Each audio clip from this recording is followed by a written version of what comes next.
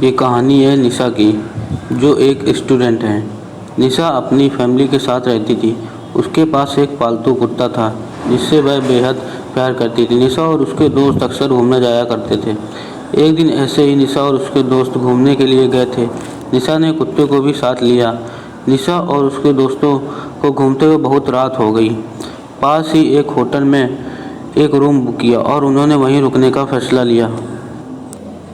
निशा और उसके दोस्त 401 नंबर पर रुके हुए थे और वहीं एक रूम नंबर था 402, जो बहुत समय से बंद पड़ा था। निशा ने वेटर से उस कमरे के बारे में पूछा तो पता चला वहाँ सालों पहले वहाँ किसी ने फांसी लगाई थी। तो यह बात निशा ने अपने दोस्तों को बताई तो उसके दोस्त हंसने लगे और उसे कहने लगे ऐसा कुछ नहीं होता। निशा और उसके दोस्तों ने खाना खा लिया और उसके बाद वह कमरे में चले गए। देर रात वे सब बातें करते रहते हैं।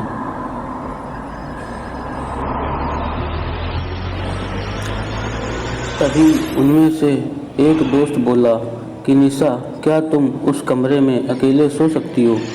निशा ने डर छिपाते हुए कहा कि कमरा, वो तो वेटर ने बोला था तो मैंने तुम लोगों को बता दिया। मैं बिल्कुल सो सकती हूँ।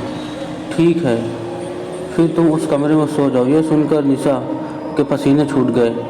निशा ने कहा, क्यों? हमने तो उस कमरे के पैसे दिए हैं, तो उस कमरे में क्यों सोऊं? उसके दोस्त ने कहा, हाँ अब तो तुम ऐसे ही बोलोगी। उसके दोस्त ने कहा, ठीक है, तुम अपने कुत्ते को लेकर उस कमरे में सो जाओ। निशा के दोस्त ने वेटर को पैसे देकर उस कमरे की चाबी ले ली। अगर वीडियो पसंद आ रही है तो हमारी वीडियो को लाइक करें।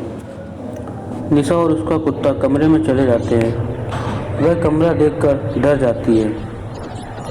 वैसे भी वह कमरा डरावना और पुराना था। वह एक बेड पर लेट गई और कुत्ता बेड के नीचे जाकर बैठ गया। निशा ने अपने हाथ नीचे लटका लिया और उसका कुत्ता ने उसके हाथ को चाट लिया। उसे तसल्ली हुई कि उसका कुत्ता उसके साथ है। कुछ देर बाद निशा की आंख लग गई।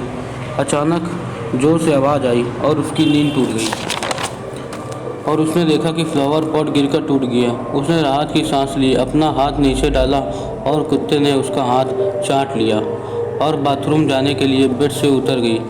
जैसे ही वह बाथरूम का दरवाज़ा खोलती है, वह देखती है कि उसका कुत्ता मरा पड़ा है।